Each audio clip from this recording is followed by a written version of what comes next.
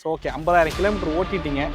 First இப்போ வரைக்குமே performance வந்து எப்படி இருக்குது? ஏதாவது ட்ராப் ஏதாவது தெரியுதா? மோஸ்ட்லி இன்னும் ஒரு வருஷம் போச்சுன்னா 1 லேக்கை கிராஸ் பண்ணிடும். 1 லேக்கை கிராஸ் பண்ணிட்டு பண்ணோம்னா மக்களுக்குமே வந்து ஒரு பியூர் ரிசல்ட்டை கொடுத்த மாதிரி ஒரு நம்பிக்கை இருக்கும். நீங்கள் கம்ப்ளைண்ட் பண்ணி சண்டை போட்டு நான் வாசல்லே வச்சு வண்டியை கொடுத்து வேண்டான்னு சொன்னால் கூட எனக்கு என்ன அப்படின்னு வந்து உட்காந்துருப்பாங்க. பவர் வேணாம், நமக்கு வந்து ஒரு கேஷுவலான ஒரு ட்ரைவ் பண்ணுற ஒரு 100 to 110 இருக்க போகிறோம். சிஎன்ஜி மோர் தென் எனஃப் பவர் கொடுக்குது. மாருதி போகிறதுக்கான முக்கியமான காரணமே பிரச்சனை வைக்காதுங்கிற ஒரு நம்பிக்கையில் தான் ரிலையபிலிட்டி கன்சர்ன் இருக்குது. So Fronx 1 litre turbo AT வாங்குற அனைவருக்கும் இந்த வீடியோ பயனுள்ளதாக இருக்கும் அப்படின்னு நம்புகிறேன். This video sponsor by Fleetrak Dashcam. இந்த F21 4G டூயல் டேஷ் கேமில் பார்த்தீங்க அப்படின்னா ஃப்ரண்ட் அண்ட் ரியர் ரெக்கார்டிங்க்கு டூயல் கேமரா பார்த்தீங்க அப்படின்னா இதில் வந்து கொடுத்துருக்காங்க. இந்த டேஷ் கேமில் 4G சிம் உங்களால் போட்டுக்க முடியும். இந்த டேஷ் கேமோட ஹைலைட்டே என்னன்னு கேட்டிங்கன்னா இதில் லைவ் ஸ்ட்ரீமிங் ஆப்ஷன் வந்து கொடுத்துருக்காங்க. உங்கள் கார் இல்லை கமர்ஷியல் வெஹிக்கிளுக்கு ஃப்ரண்ட்லேயும் பின்னாடியும் என்ன நடந்துக்கிட்டு இருக்கு அப்படிங்கிறத லைவாக உங்கள் ஃபோன்லேயே பார்த்தீங்க அப்படின்னா பார்த்துக்கவும் முடியும். ஸோ இதுக்கு வெஹிக்கிள் ஆனில் தான் இருக்கணும் அப்படிங்கிற அவசியம் கிடையாது. ஹார்ட் ஒயரிங் பண்ணியிருக்கனால வெஹிக்கிள் ஆஃபில் இருந்தாலும் முன்னாடியும் பின்னாடியும் என்ன நடந்துக்கிட்டு இருக்கு அப்படிங்கிறத உங்கள் ஃபோன்லேயே வந்து பார்த்துக்க முடியும். இது உங்கள் கார் இல்லை கமர்ஷியல் வெஹிக்கிளுக்கு ஒரு செக்யூரிட்டி கேமராவும் ஒர்க் ஆகும்னு கூட சொல்லலாம். இந்த ப்ராடக்ட் வாங்கணும்னு நினச்சிங்க அப்படின்னா டிஸ்பிளேல தெரியக்கூடிய Fleetrak காண்டாக்ட் நம்பருக்கு மறக்காமல் காண்டாக்ட் பண்ணுங்கள். இவங்கள்ட்ட அஃபோர்டபுள் ப்ரைஸ்லேயுமே டேஷ் கேம் இருக்குது. அதை பற்றி நீங்கள் தெரிஞ்சுக்கிறதுக்கு இவங்களோட வெப்சைட்டை போய் செக் பண்ணி பாருங்கள். லிங்க் நான் டிஸ்கிரிப்ஷனில் கொடுத்துருக்கேன். ஸோ நம்மளோட நண்பர் ஜிஎஸோட கார் தான் இது. எவ்வளோங்க கிலோமீட்டர் ஓட்டியிருக்கீங்க? 50,000மா? 60,000 ஓடி இருக்குங்க. 60,000 கிலோமீட்டர் ஆக்சுவலாக வந்து ஓட்டியிருக்காரு. ஸோ அதனால் இந்த ரிவ்யூ வந்து ஒரு லாங் டேர்ம் யூசர் ரிவ்யூவாக தான் கண்டிப்பாக வந்து இருக்க போகுது.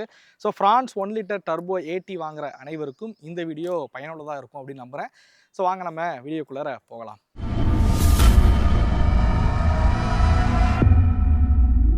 Okay GS, first as usual எல்லார்ட்டையும் கேட்குற கேள்வியிலேருந்து ஆரம்பிக்க வேண்டியதான். ஆல்ரெடி உங்களை வச்சு நம்ம ஒரு செய்கை செஞ்சாச்சுன்னு நினைக்கிறேன். இது 2வது இது. ஸோ அந்த வீடியோவில் வந்து இவரோட ஏன் ஃப்ரான்ஸ் வாங்கினாருன்ற ஒப்பீனியன் எல்லாத்தையுமே வந்து ஷேர் பண்ணியிருப்பாரு. ஸோ அதனால் நான் ஜென்ரலாக இந்த 50,000 கிலோமீட்டர் ஓட்டின அனுபவத்தை தான் நான் உங்க கூட ஃபஸ்ட்டு வந்து கேட்க போகிறேன். ஸோ ஓகே 50,000 கிலோமீட்டர் ஓட்டிட்டீங்க. ஃபஸ்ட்டு இப்போ வரைக்குமே பர்ஃபார்மன்ஸ் வந்து எப்படி இருக்குது? ஏதாவது ட்ராப் ஏதாவது தெரியுதா? பர்ஃபார்மன்ஸ் ட்ராப் பெருசாக இல்லைங்க. அது இப்போ ரொம்ப மைனூட்டே பார்த்தோம்னா ஒரு இருக்கும், ஒரு 2 to 5% வரும். Obviously carbon deposit. அதை வந்து இப்போ 60,000 கிலோமீட்டர்ஸில் க்ளீன் பண்ணணும். க்ளீன் பண்ணதுக்கப்புறம் இட் இஸ் ஓகே. இப்போ கொஞ்சம் பரவாயில்ல, பர்ஃபார்மன்ஸ் பரவாயில்லாமல் இருக்குங்க. அதே மாதிரி மைலேஜ் எல்லாரும் கேட்குற ஒரு கேள்வியாக இருக்கும். ஸோ முன்னாடி எவ்வளோ மைலேஜ் கொடுத்துச்சு, இப்போ ஒரு 50,000 கிலோமீட்டர்லாம் ஓட்டிட்டீங்க, இப்போ எவ்வளோ மைலேஜ் கொடுக்குது? இப்போது கடந்த ஒரு 20,000 கிலோமீட்டர் சிஎன்ஜியில் தான் ஓடுது. பெட்ரோலில் நம்ம அதிகமாக ட்ராவல் பண்ணல. பட் மைலேஜில் டிஃப்ரென்ஸ் இல்லைங்க. முதல்ல வந்து எனக்கு ஆப்வியஸ்லி வந்து ஹைவேஸ் போனோன்னா ஒரு 16 to 17 கிடைக்கும். சிட்டிக்குள்ளே ஓட்டர்னா 12-13 இருக்கும். அதுதான் இருக்குது. அதில் மாறுதல் இல்லை. அந்த மைலேஜ் என்னவோ அது வந்து கிடைக்கும் இப்போ வரைக்கும். ஸோ அதே மாதிரி இந்த கார் பார்த்தீங்க அப்படின்னா சிஎன்ஜிக்கு வந்து ஃபிட் பண்ணியிருக்காங்க. ஸோ அதை பற்றின வீடியோஸ் எல்லாமே நம்ம சேனல்லையும் இருக்குது அண்ட் ஜிஎஸ் ப்ரோட சேனல்லையும் பார்த்தீங்க அப்படின்னா இருக்குது. ஸோ சிஎன்ஜியில் இந்த இன்ஜின் அதாவது 1 லிட்டர் டர்போ எப்படி இருக்குன்றது நம்ம வந்து கேட்டு தெரிஞ்சுப்போம். ஸோ யூஸ்வலாக வந்து ஏன் இந்த கார் வாங்கினீங்க, எதனால் இந்த காரு, என்னென்ன கார்லாம் பார்த்தீங்க அப்படிங்கிற கேள்வியெல்லாம் வந்து கேட்போம். அதெல்லாம் வந்து ஆல்ரெடி வேறு வீடியோ பண்ணியாச்சு. ஆல்ரெடி ஃபஸ்ட்டு ஒரு வீடியோ வந்து பண்ணியிருக்கோம். அதில் நீங்கள் பார்த்து தெரிஞ்சுக்கலாம் ஜிஎஸ் எதனால் இந்த கார் வாங்கினாரு அப்படிங்கிற எல்லாத்தையுமே. சரி ப்ரோ, இப்போ 50,000 கிலோமீட்டர் ஓட்டியாச்சு, நீங்கள் பர்ஃபார்மன்ஸ்லேருந்து சேஞ்ச் இல்லை அப்படின்றது சொல்லிட்டீங்க. சிஎன்ஜி வந்து ஃபிட் பண்ணியிருக்கீங்க அப்படின்னு சொல்லிட்டீங்க. ஸோ 20,000 கிலோமீட்டர் ஓட்டியிருக்கீங்க சிஎன்ஜியில் மட்டுமே. சிஎன்ஜியில் எவ்வளோ மைலேஜ் வந்து கொடுக்குது? ப்ரோ நம்மளது டேரக்ட் இன்ஜெக்ஷன் இன்ஜின் அப்படின்றனால பெட்ரோலோட கன்சப்ஷன் கொடுக்கணும். கூடவே வந்து சிஎன்ஜி இதில் வந்து நாம் வந்து கிட்டத்தட்ட 95% வந்து சிஎன்ஜி போகும், 5% வந்து பெட்ரோல் கன்சப்ஷன். ஓகே. அப்போது ஒரு கிட்டத்தட்ட வந்து பார்த்திங்கன்னா ஒரு ஃபுல் டேங்குக்கு ஒரு 200 ரூபாய்க்கான பெட்ரோல் நம்ம பயன்படுத்துகிறோம். அப்போ ஒரு 3 டேங்குக்கு எங்களுக்கு வந்து பார்த்தீங்கன்னா 1000 ரூபாய்க்கு கிட்டத்தட்ட அடிக்கிறேன். அப்போ நான் அப்ராக்சிமேட்டாக கால்குலேட் பண்ணால் சிஎன்ஜியில் மட்டும் 25 அப்படின்றது கேரண்டீடாக வருது. சிஎன்ஜியில் ஓகே. சிஎன்ஜியும் பெட்ரோல் மிக்ஸ் ஆகி வரும்போது கிட்டத்தட்ட ஒரு 30 கிட்ட வருது. பட் சிஎன்ஜி மட்டும் அப்படின்னு கால்குலேட் பண்ணி ஒரு 25 அப்படின்றது ஈஸியாக கிடச்சிருது. சிட்டிக்குள்ளே ஒரு 21, ஹைவேஸ்லாம் போனீங்கன்னா ஒரு 27 வரைக்கும் கிடைக்கும். ஆவரேஜாக 25ங்கிறது சொல்லியிருக்கேன். இப்போ நீங்கள் சிஎன்ஜி யூஸ் பண்ணுறீங்க ப்ரோ. இப்போ சர்வீஸ் சென்டரில் கொண்டு போய் வண்டியை சர்வீஸ் விடும்போது, அதாவது மாருதியோட நெக்ஸாவோட சர்வீஸ் சென்டரில் கொண்டு போய் விடும்போது அங்கே ஏதாவது கொஷின் ரைஸ் பண்ணுறாங்களா ப்ரோ சிஎன்ஜி வண்டி இதுக்கு நீங்கள் போட்டிருக்கீங்க நாங்கள் சர்வீஸ் பார்க்க மாட்டோம் அப்படிங்கிறது மாதிரிலாம்? ஏன்னா அந்த மாதிரிலாம் இல்லைங்க. நம்ம ஃபஸ்ட்டு டைம் சிஎன்ஜி மாட்டின உடனே அந்த வண்டியை கொண்டு வாங்க நான் ஓட்டி பார்க்குறேன்னு சொன்னது பிரபுன்னு சொல்லி அந்த ஷோரூமில் இருக்கக்கூடிய சர்வீஸ் மேனேஜர். ஓகே. அவர் அந்த வண்டி எடுத்துகிட்டு திரும்ப ஒரு 30 கிலோமீட்டர்ஸ் ஓட்டி பார்த்தாரு. ஓட்டி பார்த்துட்டு அவர் ஒரு நாள் வச்சு பிரதர் நானுமே செக் பண்ணி பார்க்குறேன், வேறு ஏதாவது பிரச்சனைகள் வராதற்கு வாய்ப்பு இருக்கான்னு செக் பண்ணி பார்க்குறேன்னு சொல்லி ஒரு நாள் முழுக்க வச்சிருந்து வண்டி செக் பண்ணி பார்த்துட்டு எந்த பிரச்சனையும் இல்லை பிரதர், நீங்கள் ஓட்டுங்க, அதில் ஏதாவது பிரச்சனை வந்துச்சுன்னா சொல்லுங்கள் நான் சப்போர்ட் பண்ணுறேன் அப்படின்னு சொன்னார். ஆக்சுவலாக நாங்கள் வண்டியில் வோல்டேஜ் ஃப்ளக்சுவேஷன் இருந்துச்சு. காரணம் என்னென்னா நம்ம வந்து ஆடியோ சிஸ்டம் பண்ணியிருக்கோம். ஆமாம். அப்போது 12.5 to 13 இருக்கக்கூடிய வோல்டேஜ் ட்ராப் வந்து ரன்னிங்கில் வந்து 11 கிட்ட போச்சு. அது இனிஷியலாக வோல்டேஜ் ட்ராப்னால தான் அந்த பிரச்சனைங்கிறத நாங்கள் கண்டுபிடிக்க முடியல. அப்புறம் அதையுமே செக் பண்ணி சொன்னாங்க. நம்ம சிஎன்ஜி டீம் நம்ம யூரோடெக் கேஸ் அந்த செக் பண்ணி சொன்னாங்க. அவர்கிட்ட எனக்கு தெரிஞ்சு நாங்கள் இனிஷியலாக டிஐயில் பண்ணப்போ ஒரு 10 to 15 வாட்டி நாங்கள் ரொட்டீனாக போய் அதை செக் பண்ணுறது இந்த விஷயம்லாம் நடந்துட்டு இருந்துச்சு. ஏன்னா இனிஷியல் டெஸ்டிங் பீரியடில் சலிக்காமல் பண்ணி கொடுத்தாப்புல. ஃபைனலாக வந்து பார்த்தீங்கன்னா அந்த வோல்டேஜ் ட்ராப் இருந்துச்சு, அதுக்கு ஒரு ரிலே வச்சோம். ரிலே வச்சு இப்போ ஸ்டெபிலைஸ் பண்ணோம். ஸ்டெபிலைஸ் பண்ணதுலேருந்து இப்போ பிரச்சனையே இல்லை. இப்போ இல்லை. பவர் ட்ராப் அப்படின்றது ஆப்வியஸ்லி சிஎன்ஜி உங்களுக்கு ட்ரை கேஸு உங்களுக்கு பெட்ரோல் அளவுக்கு வந்து பார்த்தீங்கன்னா கம்பஷன் இருக்குது அப்படிங்கும் போது எனக்கு ஒரு 10 to 15% பவர் ட்ராப் இருக்குது. ஓகே. பட் அது பவர் வேணுங்கிறப்ப பெட்ரோல் மோட் மாற்றி ஓட்டிக்க போகிறோம். பவர் வேணாம் நமக்கு வந்து ஒரு கேஷுவலான ஒரு ட்ரைவ் பண்ணுறோம், ஒரு 100 to 110 இருக்க போகிறோம் அப்படின்னா சிஎன்ஜியே மோர் தென் எனஃப் பவர் கொடுக்குது. ஓகே. ஓகேங்க ப்ரோ. ப்ரோ இன்னொரு கேள்வி, ஆக்சுவலாக இது சிஎன்ஜி எல்லாரும் பண்ணுவாங்களான்னு தெரியல, பட் ஒரு கேள்வி என்னன்னா சிஎன்ஜியோட இக்னிஷன் பாயிண்ட் வந்து அதிகம், ஸோ இன்ஜின் ஹெட்டு வந்து சீக்கிரம் போகிறதுக்கான வாய்ப்பெல்லாம் இருக்குது அப்படிங்கிறது போல் நிறைய கேள்விகள் வந்து இருக்குது. ஸோ நானும் அதுக்கான பதில் வந்து சொல்லியிருக்கேன் நிறைய வீடியோக்களில். ஸோ இப்போ நீங்கள் 20,000 கிலோமீட்டர் ஓட்டியிருக்கீங்க, அதிகமான டெம்பரேச்சர் வண்டி ரைஸ் ஆகுறது, அது மாதிரியான விஷயங்கள் ஃபேஸ் பண்ணியிருக்கீங்களா? ஏன்னா எனக்கு என்ஏல எந்த பிரச்சனையும் இல்லை, நீங்கள் டர்போங்கிறனால இந்த கேள்வியை நான் வந்து கேட்குறேன். இல்லைங்க, மோஸ்ட்லி பிரச்சனை வராது. காரணம் என்ன அப்படின்னா இன்னைக்கு இருக்கக்கூடிய அந்த வால்வ் சீட்ஸாக இருக்கட்டும், ஹெட் அசம்பிளியாக இருக்கட்டும், முதல்ல மாதிரிலாம் இல்லை. அவங்க எப்பவுமே ஒரு பிராண்ட் தயாரிக்கும் போது ஃபியூச்சர் பெர்ஸ்பெக்டிவ் யோசிப்பாங்க. அது இன் டேர்ம்ஸ் வந்து இன்னைக்கு எல்லா பிராண்ட்ஸுக்குமே டர்போ சிஎன்ஜிக்குள்ளே வரதுக்கான பிளான்ஸ் இருக்குது. இந்த வால்வ் சீட்ஸ் பிரச்சனை இருந்ததில்லை. நாங்கள் என்ன பண்ணோம்னா சிஎன்ஜி மாட்டி 20,000 கிலோமீட்டர் ஓட்டினதுக்கப்புறம் திரும்ப கொண்டு போய் வண்டியை வந்து கம்ப்ளீட்டாக பிரித்தோம். ஹெட்டு பிரித்தோம், இஜிஆர்லேருந்து எல்லாத்தையுமே பிரித்து செக் பண்ணோம். ஏதாவது வந்து பிரச்சனைகள் நடந்திருக்கா, ஹெட் அசம்பிளியில் ஏதாவது இஷ்யூ வருமாலாம் செக் பண்ணோம். எந்த பிரச்சனையும் இல்லை. நீங்கள் பெட்ரோலில் எப்படி இருக்குமோ அதே இதுதான் இருந்துச்சு. சிஎன்ஜி மாட்டினனால எந்த ஒரு பிரச்சனையும் வரல இதனால் வரைக்கும். மோஸ்ட்லி இன்னும் ஒரு விஷயம் போச்சுன்னா 1 லேக்கை கிராஸ் பண்ணிடுவோம். 1 லேக்கை கிராஸ் பண்ணிட்டு பண்ணோம்னா மக்களுக்குமே வந்து ஒரு பியூர் ரிசல்ட்டை கொடுத்த மாதிரி ஒரு நம்பிக்கை இருக்கும். கண்டிப்பாக. ஓகே, எனிவே நம்ம சிஎன்ஜியை பற்றின ரொம்ப கான்வர்சேஷன் வேணாம் அப்படின்னு நினைக்கிறேன். காரணம் என்னன்னு கேட்டிங்கன்னா மோஸ்ட்லி எல்லாரும் வாங்கி அதை சிஎன்ஜி கன்வெர்ட் பண்ணுவாங்கன்னு தெரியாது. அதனால் நம்ம பெட்ரோல் விஷயத்துக்கே வருவோம். ஏன்னா பெட்ரோலே நீங்கள் 40,000 கிலோமீட்டர் வரைக்கும் பெட்ரோலில் தான் பண்ணுவீங்க. ஸோ அதனால் பெட்ரோல் பற்றி பார்ப்போம். ஒன்று ப்ரோ வந்து எங்கே சிஎன்ஜி ஃபிட் பண்ணியிருக்காங்கன்னு பார்த்தீங்கன்னா இங்கே இருக்கக்கூடிய ஈரோட்டில் இருக்கக்கூடிய ஈரோடெக்கில் தான் வந்து ஃபிட் பண்ணியிருக்காங்க. நானும் அங்கே தான் சிஎன்ஜி ஃபிட் பண்ணியிருக்கேன். பலினோட ஏஎம்டி அதுக்கு நான் சிஎன்ஜி வந்து ஃபிட் பண்ணியிருக்கேன். இவர் 1 லிட்டர் டர்போ ஏடிக்கு வந்து ஃபிட் பண்ணியிருக்காரு.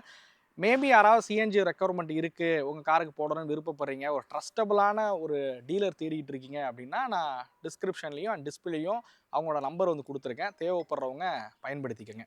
ஓகே ப்ரோ, இப்போ மேஜராக என்னென்னா நீங்கள் 60,000 கிலோமீட்டர் பயன்படுத்திருக்கீங்க, சர்வீஸ் காஸ்ட் எவ்வளோ வருது?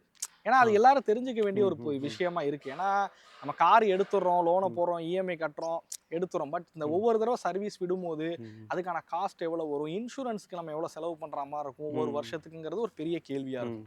ஸோ நீங்கள் சர்வீஸ்க்கு எவ்வளோ ஸ்பெண்ட் பண்ணியிருக்கீங்க இது வரைக்கும்? சர்வீஸ் வந்து பார்த்தீங்கன்னா ஆவரேஜாக 8,000ங்க. அதாவது மற்ற டர்போ பெட்ரோல் இன்ஜின்ஸ் என்ன சர்வீஸ் காஸ்ட் வருதோ அதே சர்வீஸ் காஸ்ட் அந்த பூஸ்டர் ஜெட்டை பொறுத்த வரைக்கும் 8,000ங்கிறது ஆவரேஜாக இருக்குது. 8,000 தாண்டி வந்ததில்லை. ஓகே, அடுத்து என்ன கேட்டீங்க? சர்வீஸ் காஸ்ட்டை தாண்டிங்க சர்வீஸ் காஸ்ட்டு மேஜராக ஏதாவது இது வரைக்கும் இஷ்யூ வந்திருக்கா? வண்டி வாங்கின புதுசில் ஆக்சுவலாக சஸ்பென்ஷனோட ஸ்ட்ரெட்டில் சத்தம் வந்துச்சு. ஓகே, அதை வந்து வண்டி வாங்கின ஒரு 10வது நாளே ஃபைன் பண்ணோம். அதை வந்து ரிசால்வ் பண்ணி கொடுத்தாங்க. அதுக்கப்புறம் பிரச்சனையே இல்லை, இது வரைக்கும் பிரச்சனையே இல்லை. பேட்டரியில் ஒரு பிரச்சனை வந்துச்சு. ஆக்சுவலாக அவங்க 2வது டைம் ரீப்ளேஸ் பண்ணும்போது அந்த பேட்டரி வந்து ஆக்சுவலாக பேட்டரியில் மேனுஃபேக்சரிங் டிஃபெக்ட். ஓகே. அது வந்து கடைசி வரைக்கும் ஃபைன் பண்ண முடியல. அப்புறம் நானாக மீட்டர் வச்சு டெய்லி வந்து ஒவ்வொன்றா கழட்டி செக் பண்ணதில் வோல்டேஜ் ட்ராப்புங்கிறது பேட்டரியில் தான் பிரச்சனை அப்படின்றத ஃபைன் பண்ணி அப்புறம் அதை மட்டும் மாற்றணும். இது 2 தாண்டி எந்த பிரச்சனையும் இல்லை, இது வரைக்கும் வந்ததில்லை. மாருதி போகிறதுக்கான முக்கியமான காரணமே பிரச்சனை வைக்காதுங்கிற ஒரு நம்பிக்கையில் தான், ரிலையபிலிட்டி கன்சர்ன் இருக்கும். இப்போ நீங்கள் 8,000 வந்து ஒரு சர்வீஸ்க்கு காஸ்ட் வருது அப்படின்றத சொல்லிடுறீங்க. இப்போ நான் வந்து இதுக்கு முன்னாடி ஃப்ரான்ஸ் வச்சுருக்கும் போதும் எங்களுக்கு வந்து ஒரு ஆவரேஜாக 6,500 7,000 ரூபா வரைக்கும் பில்லுங்கிறது வரும். 6,500 ரூபா வரும், இல்லை 7,000 ரூபா அதிகபட்சம் ஏதாவது வரும். இதை நீங்கள் மற்ற கார்ஸோட கம்பேர் பண்ணும்போது எப்படி இருக்குது? இப்போ ஒரு வென்யூவோட 1 லிட்டர் டர்போவோட கம்பேர் பண்ணால் இது மெயின்டெனன்ஸ் வந்து உங்களுக்கு கம்மின்னு தோணுதா, இல்லை எல்லாமே ஒரே மாதிரி தான் இருக்குன்னு தோணுதா? பிரதர் ஒரு ₹1000 ₹2000 குறைவாக இருக்கும். அதை தாண்டி ரொம்ப டிராஸ்டிக் டிஃப்ரென்ஸ் எனக்கு இல்லை. நீங்கள் வென்யூ, ஸ்கோடா, ஃபோக்ஸ் வேகன் இதெல்லாம் கம்பேர் பண்ணும்போது ஒரு 1000 2000 தான் டிஃப்ரென்ஸ். ரொம்ப டிராஸ்டிக்கான டிஃப்ரென்ஸ் இல்லை. ஸோ இந்த கேள்வி ஏன் கேட்குறேன் அப்படின்னா, நிறைய பேர் நினச்சிக்கிறது வந்து மாருதி சர்வீஸ் காஸ்ட் கம்மி அப்படிங்கிறது. நான் வேகனார் வச்சிருந்த சமயத்துலேருந்தே நான் பார்த்த விஷயம் என்னன்னா, அதாவது மாருதி வந்து சர்வீஸ் காஸ்ட் கம்மின்றது ஒரு மித் மாதிரி தான் இருந்துட்டு இருக்கு. ஏன்னா எல்லா பிராண்டுமே இப்போ இறங்கி வந்துட்டாங்க. இவ்வளோதான் காஸ்ட் வந்து வருது. ஒரு சிந்தட்டிக் ஆயில் போனால் இதை யூஸ் பண்ணுறது தான் ஹுண்டாய் யூஸ் பண்ணுறான், ஃபோக்ஸ் வேகனும் வந்து யூஸ் பண்ணுறான். முன்னாடி வேணால் ஃபோக்ஸ் வேகன் கார்ஸ் வந்து காஸ்ட்லியாக இருந்துச்சு. பட் இப்போ என்னன்னு கேட்டிங்கன்னா, அந்த 1 லிட்டர் டர்போ இன்ஜின் வந்ததுக்கப்புறம் கொஞ்சம் அதுவுமே வந்து காஸ்ட் வந்து லோக்கலைசேஷன் பண்ணதுக்கப்புறம் கம்மியாக தான் இருக்குது. ஸோ அதனால இந்த கேள்வி கேட்டேன். என்னன்னா மேஜர் ரீசன் என்னன்னா, அந்த சர்வீஸ் காஸ்ட்டை தாண்டி நான் பார்த்தது என்ன, ஃபர்ஸ்ட் ஃப்ரீயான ஒரு ரிலேஷன்ஷிப் வேணும். நம்ம ஏதாவது ஒரு குறைய சொல்கிறோம்னா அதை முதல்ல காது கொடுத்து கேட்குறாங்களா அப்படின்றது ஒன்று இருக்குது. நிறைய இடத்துல காது கொடுத்து கேட்கறது இல்லை. இன்னொன்று சார் இது இப்படி தான் இருக்குன்னு முடிக்கிறாங்க. அந்த பதில் எனக்கு வரவே கூடாதுன்னு நினச்சேன். அதற்கு வந்து இவங்க மாருதியை பொறுத்த வரைக்கும் நம்ம சொன்னோம்னா மோஸ்ட்லி லிசன் பண்ணி கேட்குறாங்க, என்ன பிரச்சனைன்னு கேட்குறாங்க, ரிசால்வ் பண்ண ட்ரை பண்ணுறாங்க.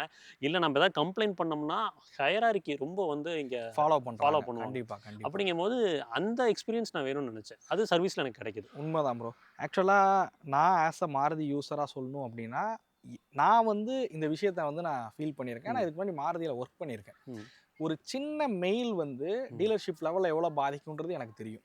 ஒரு கஸ்டமர் வந்து ஒரு மெயில் ரைஸ் பண்ணுறாரு, என் வண்டியில் இப்படி ஒரு பிரச்சனை இருந்துச்சு, அதை இவங்க சரி பண்ணி கொடுக்கல அப்படின்னு ரைஸ் பண்ணுறாரு. இல்லை சேல்ஸில் நான் வந்து வண்டி எடுத்தேன், எனக்கு வந்து இவங்க கொடுத்தது சாட்டிஸ்ஃபைடாக இல்லை, இவங்க வந்து இவங்களோட அப்ரோச் எனக்கு சரியில்லைன்னா டீலர்ஷிப் லெவலில் எவ்வளோ பாதிக்கும்ன்றது எனக்கு தெரியும்.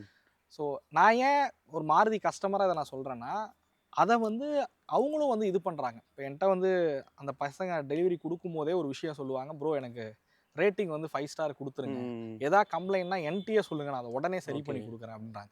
டீலர்ஷிப் லெவல்லேருந்து அடுத்த நாள் ஒரு ஃபோன் வரும், ப்ரோ சார் எப்படி இருக்குது உங்கள் வண்டி, இவங்க பண்ணி கொடுத்தாங்களே, இவர் எப்படி நடந்துக்கிட்டாரு அப்படிங்கிற ஒரு கேள்வி வந்து எழுப்புறாங்க. இதை தாண்டி நம்ம கம்ப்ளைண்ட் பண்ணுற ஒரு சுச்சுவேஷன் நம்மளை கொண்டு போகிறது இல்லை. எதுவாக இருந்தாலும் இங்கேயே முடிச்சிடணும், டீலர்ஷிப் லெவலில் இதை முடிக்கணும் அப்படின்னு பார்க்குறாங்க. நான் இதே இன்னொரு பிராண்ட் வண்டி வச்சுருந்தேன். பட் அதுலலாம் நீங்கள் கம்ப்ளைண்ட் பண்ணி சண்டை போட்டு நான் வாசல்லே வச்சு வண்டியை கொடுத்து வேண்டான்னு சொன்னால் கூட எனக்கு என்ன அப்படின்னு வந்து உட்காந்துருப்பாங்க. ஒரு லத்தாஜிக்கா மேனேஜரு எல்லாம் உட்காந்துருப்பாங்க. நீ வெளியில் இன்னும் கத்திக்கிட்டு இருப்பீங்க, அது செக்யூரிட்டி கூட கண்டுக்க மாட்டான் நீங்கள் கத்துறத. ஸோ அது மாதிரி எனக்கு ஒரு பிராண்டில் எக்ஸ்பீரியன்ஸ் வந்து இருக்குது. அதுக்கப்புறம் தான் நான் அந்த பிராண்டில் வாங்காமல் வேற ஒரு பிராண்டுக்கு வந்து வந்தேன்.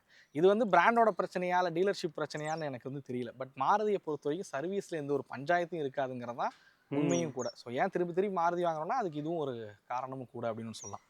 ஸோ ஓகே ப்ரோ, இப்போ வந்து மேஜராக நீங்கள் இந்த ஸ்பேர்ஸ் எதுவுமே வந்து மாற்றலை அப்படிங்கிறத சொல்லிட்டீங்க. கம்ஃபோர்ட் ரீதியாக இப்போ இவ்வளோ நாள் பயன்படுத்தினதுக்கப்புறம் கம்ஃபோர்ட் வந்து எப்படி இருக்குது அப்படிங்கிறதையும் சொன்னீங்கன்னா நல்லாயிருக்கும். ஸோ டிரைவர் சீட்டாக இருக்கும், ரியர் சீட்லேயே இருக்கட்டும், எப்படி இருக்குது கம்ஃபோர்ட்? சஸ்பென்ஷன் கம்ஃபோர்ட் அப்படின்னு பேசுகிறப்ப ப்ரோ, இதில் ஆக்சுவலாக வந்து நேச்சுரல் ஆஸ்பிரேட்டட் என்ஜின் கொண்ட வண்டியோட சஸ்பென்ஷனுக்கும் இதோட சஸ்பென்ஷனுக்கும் மாறுதல் இருக்குது. பார்ட்ஸே வேரி ஆகும். நீங்கள் இந்த வண்டி வந்து பார்த்தீங்கன்னா என்ன சொல்கிறது, ஒரு பிளான்டட் ஃபீல் இருக்கும். முதல்ல வந்து மாருதியோட சஸ்பென்ஷன்ஸ் எப்படி இருக்கும்னா, நீங்கள் ஏதாவது விடுறீங்கன்னா அது போன் ஜேரிங்காக விழுகும்.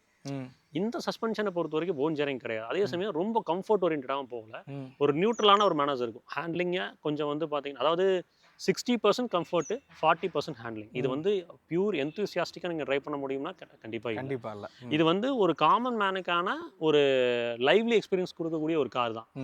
ரொம்ப கோர் பர்ஃபார்மன்ஸும் இருக்காது, அதே மாதிரி ரொம்ப கோர் கம்ஃபர்ட்டும் இருக்காது. அந்த மாதிரி பேலன்ஸ்டாக இருக்கும். லாங் ட்ராவல்ஸ்லாம் நிறைய பண்ணியிருக்கோம். ரியர் சீட்டில் பிரச்சனை என்னென்னா, எதுக்குமே தேராத அந்த ஹெட்ரெஸ்ட்டு.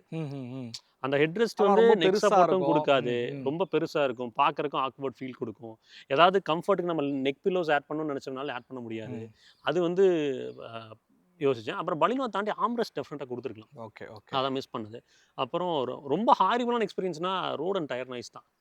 ஆமாம், அதை தான் அடுத்த கேள்வியாக இருந்தது. ஏன்னா ஃப்ரான்ஸில் வந்து நான் யூசர் எக்ஸ்பீரியன்ஸ் வீடியோ ஒன்று பண்ணப்போ இதை வந்து சொல்லியிருந்தேன்.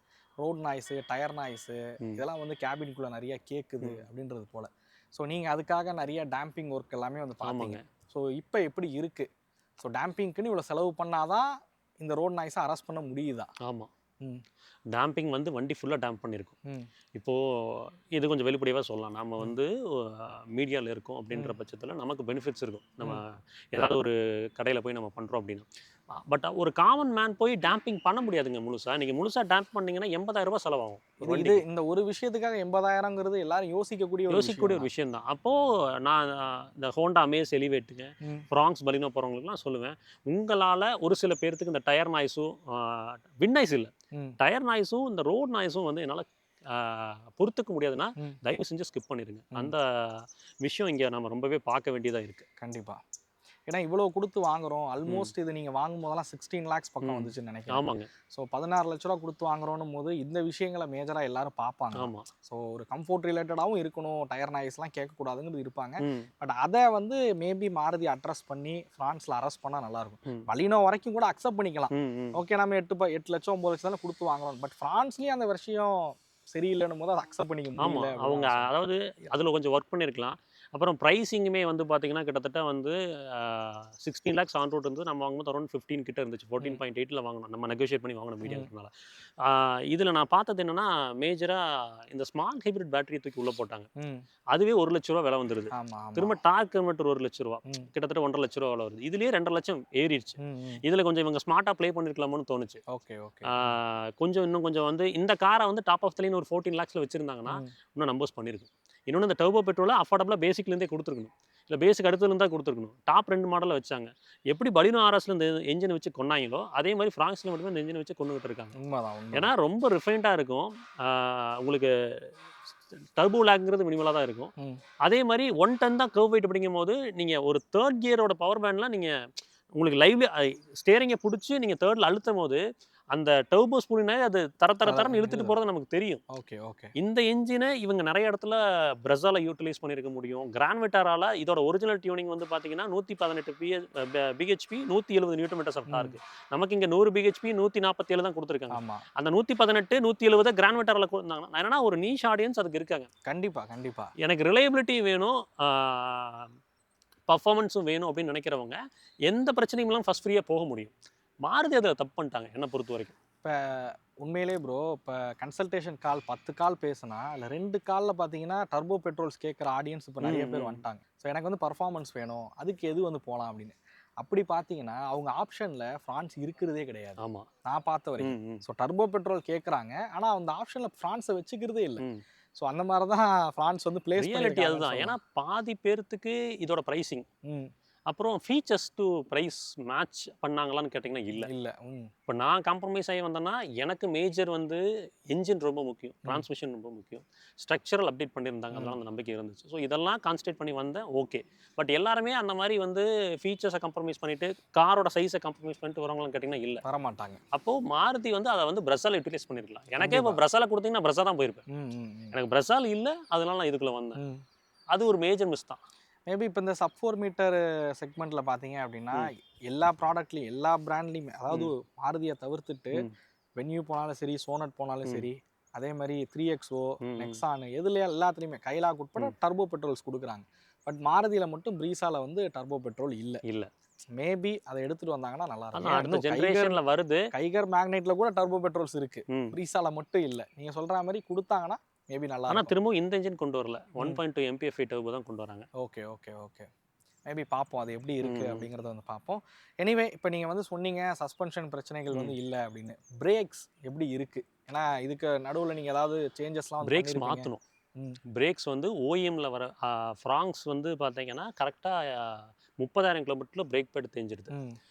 60,000 கிலோமீட்டர்ல ரோட்டார் மாத்தணும். அதாவது ஓகே. 2 பிரேக் பேட் சேஞ்ச் அப்போ ஒரு ரோட்டார் மாத்தணும். ம். நான் ஃபர்ஸ்ட் பிரேக் பேட் மாத்துனப்போ, அந்த ஃபர்ஸ்ட்டு OEMல வந்துச்சு பார்த்தீங்களா, அந்த பிரேக்ஸோட கிராப் ரொம்ப நல்லா இருந்துச்சு. ம். ம். பட் அந்த 30,000ல திரும்ப நான் மாத்துனேன். அப்ப எனக்கு வந்து ஒரு ஸ்பேர்ல போய் மாத்துனப்ப அந்த கிரிப் இல்ல. ம். உடனே அத வந்து எடுத்துட்டு பிரம்போ பிரேக்ஸ் போனேன். Okay, okay. பெர்ஃபார்மன்ஸ் பிரேக்ஸ் போனேன். பிரம்போ போட்டதுக்கப்புறம் உங்களுக்கு தெரியும். பிரம்போ பொறுத்தவரைக்கும் ரொம்ப சாலிடா இருக்கும். ம். அதனால நீங்க என்ன ட்ரிபிள் டிஜிட் ஸ்பீட்ஸ்ல இருந்தீங்கனாலும், அழுத்துனீங்கன்னா நீங்க நெனச்ச இடத்துல வண்டி நின்றும். ம். அது என்ன பிரம்போவ பொறுத்தவரைக்கும் எல்லா காருக்குமே கிடைக்கிறதில்ல. அது ஒரு பிரச்சனை இருக்கு. ம். ஆனா OEMல பிரேக்ஸ் இன்னும் கொஞ்சம் பெட்டரா குடுக்கணும். குடுக்கணும். அதாவது ஃபேக்டரியிலேருந்து வரப்போ ஓகே. பட் திரும்ப வந்து நம்ம சர்வீஸ் சென்டர் ரீதியா மாத்தும்போது சரியில்ல. சரியில்ல. இத ஏன் இன்னொன்னு இப்ப என் தம்பியோட ஃப்ரான்ஸோட கஸ்டமர் ரிவ்யூ பண்ணும்போது என் தம்பி சொன்ன விஷயமும் ம். பிரேக்ஸ்ல சவுண்ட் வருது. ம். அழுத்தும்போது வந்து ஒரு மாரி சவுண்ட் வருது. ஸ்குவீக்கிங் நாய்ஸ் வருதுங்களா? ஸோ அது வந்து சரியில்ல அப்படின்னு ஆ. சொன்னாரு.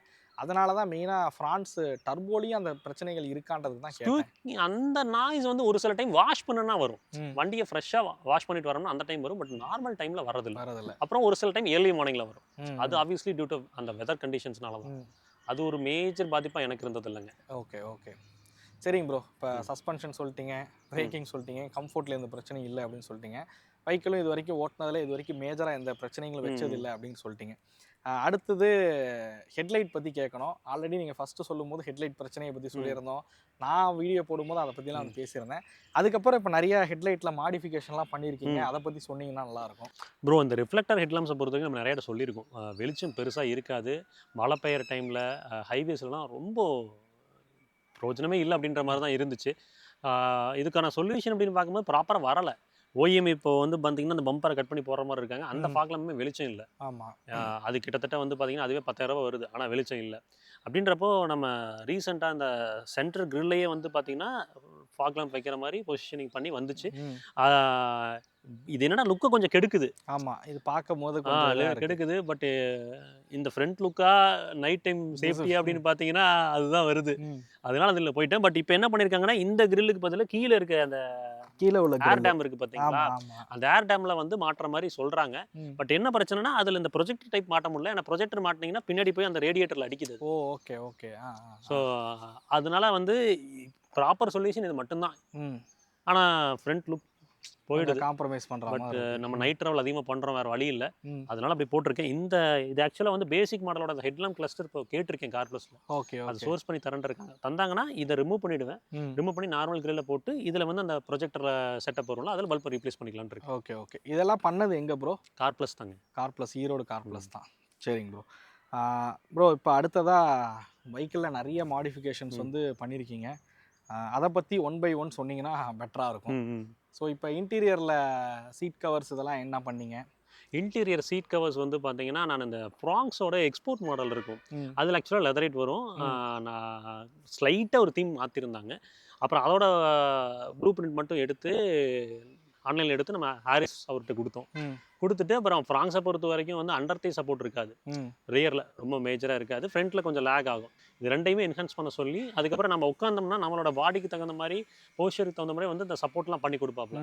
அப்புறம் அது அன்றைக்கி எல்லாமே எடுத்து பண்ணி கொடுத்தாப்புல. இப்போ அந்த சீட்ஸை பொறுத்த வரைக்கும் நீங்கள் உள்ளே போய் பார்த்தீங்கன்னா ஒரு பிராண்டில் ஓஎம்ல போட்டாங்கன்னா எப்படி இருக்குமோ அதே பேட்டர்ன் தான். ஏன்னா நான் கலர் தீம் வந்து பொறுத்த வரைக்கும் எனக்கு இது ஓகே தான் அப்படின்ட்டு அதே கலர் தீம் வச்சுக்கிட்டேன். பட் எனக்கு இந்த ஸ்டிச்சிங்கு மற்றது எதுவுமே அந்த பிராண்டை தாண்டி போயிடக்கூடாது, அந்த ஓஎம் ஃபீலை தாண்டி போயிடக்கூடாதுங்கிறத அப்படியே மெயின்டைன் பண்ணிக்கிட்டேன். சரிங்க. அப்புறம் ஆடியோ பொறுத்த வரைக்கும் வந்து இதில் டாப் ஆஃப் த லைன் ஆர்கமஸ்லாம் சொல்லுவாங்க. ஆனால் அந்த அளவுக்குலாம் ஆடியோ இருக்காது. ரொம்ப பேசிக்காக ஃபீல் ஆச்சு. அப்புறம் இனிஷியலாக வந்து பார்த்தீங்கன்னா காம்பனன்ட் ஸ்பீக்கர்ஸ் பண்ணியிருந்தேன். நான் ஃப்ரண்ட்லேயும் ரியர்லேயும் காம்பனன்ட் பண்ணியிருந்தேன். அதுக்கப்புறம் ஒரு நல்ல அவுட்புட் பண்ணணும் அப்படின்றதுக்கு காரணம் மோகன் அண்ணாவோட வண்டி. அவரோட ஸ்விஃப்ட்டில் கேட்டு எனக்கு ஆடியோ அந்த மாதிரி இருந்தால் நல்லா இருக்கும் அப்படின்னு ஒரு ஃபீல் இருந்துச்சு. அப்புறம் பாய் நமக்கு நல்ல பழக்கம். அப்புறம் அவர்கிட்ட போய் அவர் என்னன்னா நம்மளோட இன்புட் எடுத்துப்பார். ஒரு சில பேர் வந்து பேஸ் அதிகமாக வேணும் அப்படின்னு சொல்லி எதிர்பார்ப்பாங்க. என்னை பொறுத்த வரைக்கும் கிளாரிட்டி அதிகமாக இருக்கும். ஒரு நல்ல ஒரு பிராண்டட் ஹெட்செட் போட்டு கேட்டோன்னா எந்த இடத்துல பேஸ் தேவையோ அந்த இடத்துல மட்டும் வரும். எந்த இடத்துல வந்து மற்ற நோட்ஸ்லாம் கேட்கணுமோ அது கேட்கணும் அப்படின்ற மாதிரி பேசுனதுனால ஒரு 3-வே செட்டப் பண்ணலான்னு சொல்லிட்டு பிளாம் போனோம்.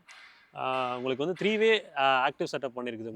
உங்களுக்கு ஃப்ரண்ட்டில் வந்து பார்த்தீங்கன்னா பிளாமோட mid speakers high frequency speakers போட்டிருக்கோம், ட்வீட்டர்ஸ் போட்டிருக்கோம். அப்புறம் கீழேயுமே டோர்ஸ்லையுமே மிட் ஸ்பீக்கர்ஸ் வந்து பிளாம் தான். ரியரில் வந்து பார்த்தீங்கன்னா காம்பனன்ட் போடல, கோஆக்சியல் போட்டிருக்கோம். பட் இப்போ காம்பனன்ட் மாற்றுறோம். ஏன்னா ரியரில் வந்து பார்த்தீங்கன்னா ESQL காம்படிஷனுக்கு அடுத்து எடுத்துகிட்டு போகிறோம். அதனால ரியர்லையும் வந்து காம்பனன்ட் பண்ணுது. சப்வூஃபர்ஸு, ஆம்ப்ளிஃபயர்ஸு, அதுக்கப்புறம் வந்து பார்த்தீங்கன்னா ப்ராசஸர், இதெல்லாம் வந்து பார்த்தீங்கன்னா ஒவ்வொரு பிராண்டில் போனோம். சப்வூஃபர் பொறுத்த வரைக்கும் வந்து பார்த்தீங்கன்னா போல்ட்டில் போயிருக்கு. அதுக்கப்புறம் இது வந்து மியூஸ்வே, ப்ராசஸர் மியூஸ்வே போனோம். இதில் வந்து ஒரு நாப் மாதிரி கொடுத்துருந்தாங்க. அது பார்க்குறக்கு கொஞ்சம் அட்ராக்டிவாக இருந்துச்சு. அதனால் அது நல்லா இருந்துச்சு. ஆடியோ குவாலிட்டியும் வந்து நான் என்ன டேஸ்ட் எதிர்பார்த்தனோ அது கிடச்சிருச்சு. ஒரு கட்டத்துக்கு மேலே என்னென்னா டர்போ பெட்ரோல் ஆசைக்கு வாங்கிடுவோம். அதுக்கப்புறம் வந்து இந்த மைலேஜ் கன்சர்ன் இருந்துருந்துச்சு. அதை எனக்கு சிஎன்ஜி சால்வ் பண்ணுச்சு. அதுக்கப்புறம் இந்த ஆடி வந்ததுக்கப்புறம் போதும்ப்பா, இது அடுத்த ஒரு 5-6 வருஷத்துக்கு நம்ம இதையே அப்படியே வச்சு வச்சு இது ஓட்டிக்கலாம். பண்ணிடலாம். அடுத்த ஜென்ரேஷன் அப்படின்னு வர்றப்ப நம்ம மாற்றிக்கலாம் அப்படின்ற ஒரு ஓகே. மைண்ட் செட் வந்துருச்சு. சரிங்க ப்ரோ. அப்புறம் வென்டிலேட்டட் சீட் பற்றி சொல்லவே இல்லையே. வென்டிலேட்டட் சீட்ஸ் அது ரொம்ப நாள் ம். ஆசை. ம், ம். ஏன்னா எக்ஸ்போர்ட் மாடலில் வந்து ஹீட்டட் சீட்ஸ் கொடுத்துருக்காங்க, ம். வென்டிலேட்டர் கிடையாது. பட் இருந்தாலும் வென்டிலேட்டட் சீட்ஸ் பண்ணணும்னு நினச்சிட்டு இருந்தேன். நான் கார் ப்ளஸ் அவர் சுந்தர் அவர் இருக்கார் இல்லைங்க, அவருக்கு சொல்லிட்டு இருந்தேன் எப்படியாவது இந்த வென்டிலேட்டட் சீட்டை பிடிங்க. ம். ஏன்னா அந்த மார்க்கெட் வந்து நிறைய பேர் கேட்குறாங்க. ஆமா, ஆமா. அப்படிங்கும் போது கேட்டுகிட்டே இருந்தால் கரெக்டாக வந்துச்சு. அவர் வண்டிக்கு பண்ணாப்புல உட்காந்து பார்த்தோம், நல்லா இருந்துச்சு. அதுக்கப்புறம் வந்து நம்ம வண்டியில் வந்து பண்ணி கொடுங்க அப்படின்னு சொல்லி வென்டிலேட்டர் சீட்ஸ் அதுக்கு கிட்டத்தட்ட 15,000 வருது ஒரு சீட்ஸுக்கு பண்ணால். ஓகே, அப்புறம் ஓகே. பண்ண சொந்தே பண்ணுச்சு. அதாவது நீங்கள் வந்து ஓஎம்ல என்ன பண்ணியிருப்பாங்கன்னா, கீழே வந்து சக் பண்ணுறதுக்கு ஃபேன் ஈஸியாக பண்ணிடும். ஆமா, பின்னாடி வந்து சக் பண்ணுறதுக்கு ஒரு பைப் வச்சிருப்பாங்க. ஆமா, ஆமா. அந்த பைப்பில் தான், அந்த பைப் இதில் கிடையாது. அதனால ம். வந்து கீழே அண்டர் தைக்கு நல்லா காற்று வரும். ம். முதுகுக்கு வந்து பார்த்தீங்கன்னா வேர்க்காம இருக்கிறதுக்கு சப்போர்ட் பண்ணும். Okay, okay. அவ்வளோதான். ம். பட் இருந்தாலும் நார்மல் சீட்ஸில் லாங் ட்ராவல் பண்ணுறதுக்கும் இதில் பண்ணுறதுக்கும் நல்ல வித்தியாசம் கொஞ்சம் இருக்கு. வித்தியாசம் இருக்கு. இருக்கு. Okay, okay, okay. சரிங்க ப்ரோ. நிறைய விஷயங்கள் சொன்னீங்க. என்னென்னலாம் மாற்றிருக்கீங்க என்னன்னு. எனக்கு இன்னும் ஒரே ஒரு கிளாரிட்டி மட்டும். ம். இப்போ ஒரு 60,000 கிலோமீட்டர் ஓட்டியிருக்கீங்க. ம். ஒவ்வொரு சர்வீஸ்க்கும் எவ்வளோ காஸ்ட் ஆச்சு ம். அப்படிங்கிறத சொல்ல முடியுமா? ஆ. ஏன்னா மேஜரா 60,000 கிலோமீட்டர்ல நிறைய விஷயங்கள் மாற்றுவாங்க. 40,000 கிலோமீட்டர் நிறைய மாற்றுவாங்க. அப்படி பார்க்கும்போது எவ்வளோ ஆச்சு? ஃப்ரீ சர்வீஸில் பெருசாக இல்லைங்க. ஃபஸ்ட்டு ம். 2 சர்வீஸ்லாம் வந்து பார்த்தீங்கன்னா, ஒரு ரூ. 1,500 ரூ. 2,000 இப்படி தான் வந்துச்சு. அடுத்தடுத்த சர்வீஸ்னு பார்க்கும்போது, அப்படியே கொஞ்சம் கொஞ்சமாக வந்துச்சு. ஃபஸ்ட்டு வந்து 5,000 to 6,000 கிட்ட இருந்துச்சு. அதாவது 10,000 கிலோமீட்டர் சர்வீஸிங்களா? 10,000 இல்ல, 20,000 ஸ்டார்ட் ஆச்சு. ஆ. 10,000 கிலோமீட்டரில் பெருசாக வரல. ம். அந்த 20,000 கிலோமீட்டர் கிராஸ் ஆகும்போது எனக்கு வந்து பார்த்தீங்கன்னா, 5,000, 6,000 அப்படின்ட்டு இருந்துச்சு. நான் கரெக்டாக 40,000 ரீச் ஆனோடனே 8,000 வந்துச்சு. ம். 40,000, 50,000, 60,000 இது எல்லாமே ஆவரேஜா 8,000 தான். 8,000 8,000 தான் வந்திருக்கு. 8,000 தான் ஓகே. வந்துச்சு. ஆமா, அடிஷனலா வேற ஏதாவது இன்க்ளூட் பண்ண போயிருந்ததுன்னா மாத்தணும்னா, நான் ஃபார் எக்ஸாம்பிள் ரியர் வைப்பரோட அந்த பிளேட்ஸ் போயிருந்துச்சு. ஓகே, அது ஓகே. மாத்தினேன். அவ்வளோதான். வேற எதுவும் பெருசாலாம் ம். வரல. So okay. இப்போ இந்த 50,000 கிலோமீட்டர் ஓட்டுனதை பற்றி சொன்னீங்க. இந்தந்த விஷயங்கள்லாம் நான் ரொம்ப ப்ராப்பராக கவனிச்சுப்பேன். ம். உதாரணத்துக்கு டயர்ஸ் பற்றி நீங்கள் சொல்லலை. ம். இது வரைக்கும் எத்தனை டயர் மாற்றிருக்கீங்க? டயர் ஸ்டாக்ல மாத்திட்டேன். வந்த ம். உடனே மாத்திட்டேன். குட்டியர் வந்து காய்ச்சு மூச்சுன்னு கத்தும். அது ம். நல்லா தெரியும். அதனால காண்டி மாத்தினேன். ஏன்னா மிஷிலின் ஏன் போகலன்னு, மிஷிலின் வந்து சாஃப்ட் காம்பவுண்டுங்களா. ஆமா. நம்ம ஒரு சில இடத்துல வந்து ஹை ஸ்பீட்ஸ்ல வந்து ரோட்ல இருந்து கீழே இறங்குறதுக்கான சூழல் நிறைய வரும். இருக்கு. ம். அப்போ அதில் கல்லுல பட்டதுன்னு மிஷிலின் டப்புன்னு கிழிஞ்சிரும். ம். சாஃப்ட் காம்பவுண்ட்னால. காண்டி வந்து நல்லா இருக்கும் அதில். இது ஹார்ட் காம்பவுண்ட் தான். என்னன்னா காண்டியை பொறுத்த வரைக்கும் கரெக்டாக 40,000 கிலோமீட்டர் தாண்டிருச்சுன்னா சத்தம் வர ஆரம்பிச்சிடும். இப்போ வர ஆரம்பிச்சிருச்சு. நம்ம 20,000 போட்டு இப்போ 60,000 வரும்போது சத்தம் வர ஆரம்பிச்சிருச்சு. பட் இருந்தாலும் வெட்லையும் சரி ட்ரைலையும் சரி எக்ஸலண்ட்டான grip இருக்கும். ம். அது மாற்றினதுக்கு அப்புறம் ஒரு டிராஸ்டிக்கான ஒரு டிஃப்ரென்ஸ் டிரைவபிலிட்டியில் இருந்துச்சு. ம். ஒரு கான்ஃபிடென்ட்டாக கேட்டிங்கன்னா டக்குன்னு ஒரு 100ல் போகும்போது கட் அடிக்கிறது, பிரேக்ஸ் பண்ணுறது, இது எல்லாத்துக்குமே எனக்கு வந்து ஒரு கான்ஃபிடென்ஸை கொடுத்துச்சு ம். டயர்ஸை பொறுத்த வரைக்கும். சரிங்க ப்ரோ. இப்போ நீங்கள் மேஜராக இந்த வண்டிக்கு வந்து ஒரு ரேட்டிங் கொடுக்கணும். ம். ஒரு 10ல் ஒரு யூஸராக நீங்கள் எவ்வளோ ரேட்டிங் கொடுப்பீங்க? 7 கொடுக்கலாம் ப்ரோ. ஓகே. அந்த 3 கொடுக்காததுக்கு என்ன காரணம்? ரோட் நாய்ஸ், டயர் நாய்ஸு, ம். அதுக்கப்புறம் மிஸ்ஸிங் ஃபீச்சர்ஸு. ம். இவங்க நினச்சிருந்தாங்கன்னா இந்த வேரியண்ட்டில் சன்ரூஃப் எனக்கு வேண்டாம். ம். பட் வென்டிலேட்டட் சீட்ஸ் கொடுத்துருந்துருக்கலாம், கொடுத்துருக்கலாம். லெதரேட் சீட்ஸ் கொடுத்துருந்துருக்கலாம், ஒரு ப்ராப்பரான ஆடியோ சிஸ்டம் போட்டிருந்துருக்கலாம். அதெல்லாம் பார்த்தேன். அப்புறம் ஏன் இதில் வந்து இந்த என்ஜினில் வந்து இன்னும் நிறையா ஸ்கோப் இருந்தும் அதை அப்படியே வச்சுருக்காங்க அப்படின்ற ஒரு வருத்தம் எனக்கு. அது பண்ணியிருந்தாங்கன்னா எனக்கு இன்னும் கொஞ்சம் சாட்டிஸ்ஃபேக்ஷன் இருந்திருக்கும். ஏன்னா டிரைவ் மோட்ஸ் கொடுக்கலாம். ம். ம். இப்போ ஃபார் எக்ஸாம்பிள் நான் எதிர்பார்க்குறது இந்த வண்டியில் ஒரு 100 ஹார்ஸ் பவர், 150 Nm இவ்வளோதான். ம். இது எனக்கு போதும், டே டு டே யூசேஜுக்கு போதும். பட் இருந்தாலுமே நிறைய பீப்புள் வந்து இன்னும் எந்தூசியாஸ்டிக்காக ட்ராவல் பண்ணணும்னு நினைக்கிறவங்களுக்கு அந்த original tuning 118 BHP 170 newton metres கொடுத்துருந்தாங்கன்னா இந்த 1 டன்னுக்கு எக்ஸலண்ட்டாக இருக்கும். கரெக்டாக இருந்திருக்கும். அப்போது ஒரு டிரைவ் மோட் கொடுத்துருந்துக்கலாம், ம். ஒரு எக்கோனமி மோட் ஒன்று கொடுத்துட்டு அதுக்கப்புறம் ஒரு சிட்டி மோட், ஒரு ஸ்போர்ட் மோட் மாதிரி ப்ளே பண்ணியிருந்தாங்கன்னா நிறைய பேருக்கு ரொம்ப யூஸ்ஃபுல்லாக இருந்திருக்கும். அப்புறம் ஸ்டியரிங் வந்து ரிட்டர்ன் டு சென்டர் ஆக்ஷன் நல்லா இருக்கும். ம். மாருதியில் ரிட்டர்ன் டு சென்டர் ஆக்ஷனே இருக்காது. பட் இதில் ஆமா. ரொம்ப நல்லா இருக்கும். ம். ஆனால் திரும்பவும் வந்து என்னன்னா அதுலேயும் வந்து இந்த டெட் சென்டர் கொஞ்சம் ப்ளே ஆகும். ம். அப்புறம் நீங்கள் கார்னர் எடுக்கிறீங்கன்னா நீங்கள் வந்து அந்த ஃபீட்பேக் வந்து ரிசீவ் ஆகிறது கொஞ்சம் குறைவாக இருக்கும். ம். அது என்னன்னா இப்போ நீங்கள் அது கொஞ்சம் மிஸ் ஆச்சு. அப்புறம் நீங்கள் சஸ்பென்ஷனை பொறுத்த வரைக்கும் என்னன்னா, நீங்கள் ஏதாவது போய் வேகமாக போகிறீங்க, ஒரு 100ல் போகிறீங்க, டப்புன்னு ஒரு ரைட் எடுத்து ஒரு லெஃப்ட் எடுக்கிறீங்கன்னா ம். அந்த சஸ்பென்ஷன் வந்து இப்படி போய் இப்படி வரும். ஆமா. அது இவங்க நினைச்சா பண்ண முடியும். ம். ஆனா அந்த ஒரிஜினல் டிஎன்ஏக்குள்ள போக மாட்டேங்கிறாங்க. ம். சுசுகியோட மோட்டார் ஸ்போர்ட் டிஎன்ஏ ஒன்று இருக்கு, ம். ஒரிஜினல் ஜேடிஎம் டிஎன்ஏ இருக்கு. அந்த ஜேடிஎம் டிஎன்ஏவை வந்து கொடுக்க ட்ரை பண்ணலாம் ம். அப்படின்னு நான் நினைச்சேன். பட் அதை மிஸ் பண்ணியிருக்காங்க. ஏன்னா இவங்க ஃபோக்கஸ் பண்றது திரும்பவும் இந்தியாக்குள்ள அந்த டர்போ பெட்ரோல் வந்தாலும் மைலேஜ் வரணும், கம்ஃபர்ட் இருக்கணும் அப்படின்றதுக்குள்ள இருக்காங்க. மேபி இப்போ i20ல வென்யூவில் என்லைன் சீரிஸ் பார்க்குற மாதிரி மேபி இதில் எதாவது பண்ணாங்க இவங்க நினச்சா பண்ண முடியும். ஒரு ஸ்விஃப்ட்டில் இந்த டர்போ பெட்ரோல ஒன்றும் இல்லை 118 பிஹெச்பி 170 வச்சு ஸ்விஃப்ட் ஸ்போர்ட்னு சொல்லி வச்சாங்கன்னா கம்மியான பீப்புள் தான் வாங்குவாங்க. i20 என்லைனுமே கம்மியான பீப்புள் தான் வாங்குறாங்க. ஆனால் அந்த நீஷ் ஆடியன்ஸை உங்களால் அட்ரஸ் பண்ண முடியுமே. பலினோல வச்சு RS ஆல்ரெடி கொடுத்த மாதிரி கொடுத்துட்டு இருந்தாங்க. பலினோ RS பொறுத்த வரைக்கும் வந்து நிறைய ஒர்க் பண்ணியிருக்கணும், அதை கொஞ்சம் மிஸ் பண்ணாங்க. ஆனால் இவங்க நினச்சிருந்தாங்கன்னா ஃப்ராங்ஸில் அதை பண்ணியிருக்க முடியும். ஏன்னா சாசியில் இம்ப்ரூவ்மெண்ட் இருக்குது. முதல்ல இருந்த சாசிக்கு இந்த சாசிக்கு இம்ப்ரூவ்மெண்ட் கண்டிப்பாக. ஆனால் அதை மிஸ் பண்ணுறாங்க. மாருதியோட அந்த அடமெண்ட் பிஹேவியர் கண்டினியூ ஆகுது. அதுதான் எனக்கு வருது. அதுதான் அந்த மார்க்கை குறைச்சதுக்கான காரணம். மற்றபடி அஸ் அ ஃபேமிலி மேனாக நம்ம போய் வர்றதுக்கு இது நாள் வரைக்கும் 60,000 கிலோமீட்டர் ரோட்டில் நிப்பாட்டினது இல்லை. ஒரு ஃபோன் அடித்தா வருவாங்க, சர்வீஸ் சென்டர்லேருந்து வருவாங்க. அப்புறம் நம்ம சிஎன்ஜி மாட்டியிருக்கோம், அவங்க வந்து வாரண்டி போயிடுச்சு, மதிக்கணும்னு அவசியமே இல்லை.